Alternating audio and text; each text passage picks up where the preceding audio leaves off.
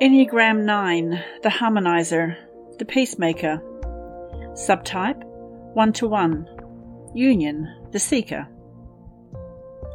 The only constant.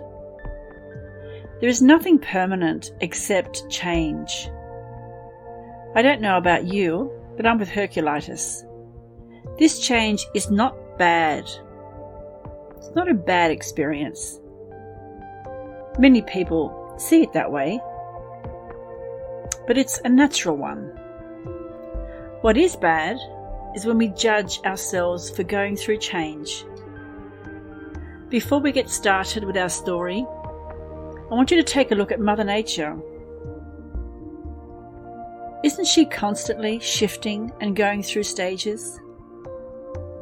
Seasonal change, moon phases, climate fluctuations, environmental cycles, you name it. At first glance, you may label this as chaotic change or aimlessly random, but that's actually nature's deliberate way of processing, purging, and producing energy. It's nature's natural way of experiencing change. And we humans are exactly the same. Being the cyclical beings that we are, we evolve through constant change. A change can be a great catalyst for growth, if and only if you make it so. Gabby was a peculiar young lady, an interesting 24-year-old. She was always easygoing and compliant with everybody, almost to no end. She would nod in agreement to any decision you make. She would cheer you on in your new endeavours and would tell you exactly what you wished to hear, all in the name of friendship. But our heroine had another side, one that didn't surface very often, but when it did, would leave the people in her life concerned and confused. Let me tell you how it was for Gabby. When the going got tough for her and new scary opportunities emerged, Gabby would always pull a switch on you, on her friends, on the people she cared for.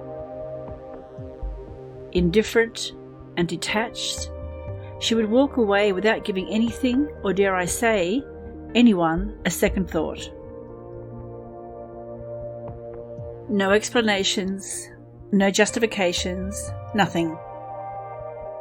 From being lukewarm and as flexible as a rubber band, she would become distant and cold as ice.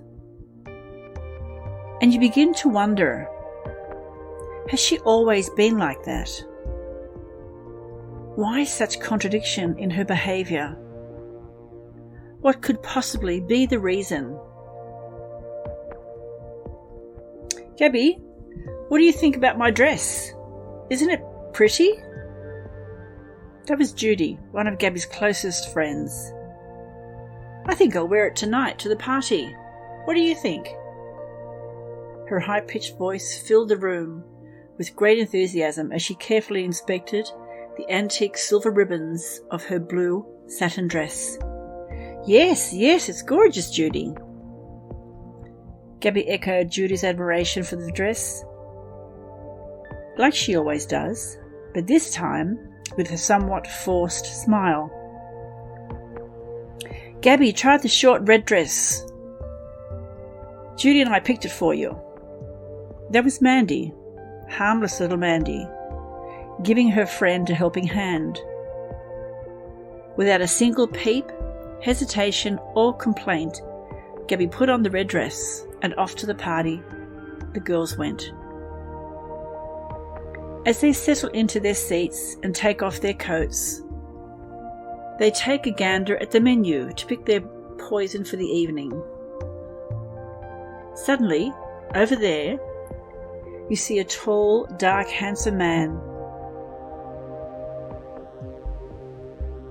He caught Gabby's eye as he confidently walked across the room. One look at them both and you can feel the energy, like they're both caught in an updraft of passion as they connect.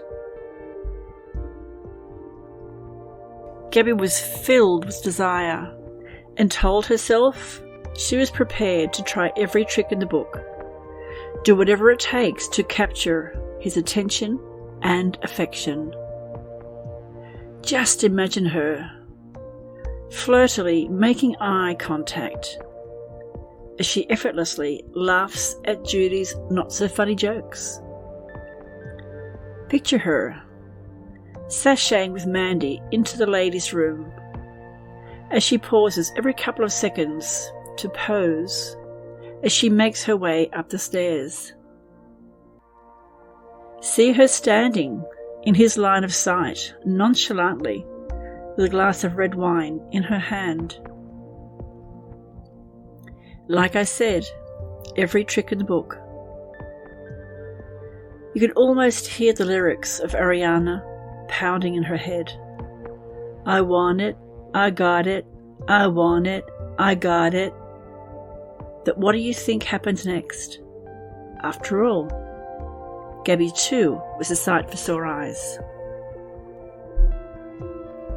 Just as that well-mannered fellow made his way toward Gabby, panic consumed her, and you see it on her face. It's as if she was planning an exit strategy. She just didn't know what to do. What is she doing? Isn't this what she wanted? You may be wondering. Gabby, this lovely young man wants to buy you a drink. You can hear the shock in Judy's slightly trembling voice as she fixed her gaze on Gabby. Our Gabby went mute. She opened her mouth, but no words came out. Her mind was a blur. She couldn't think straight. What did I just do? I'm sure he's not interested in me. What if he rejects me?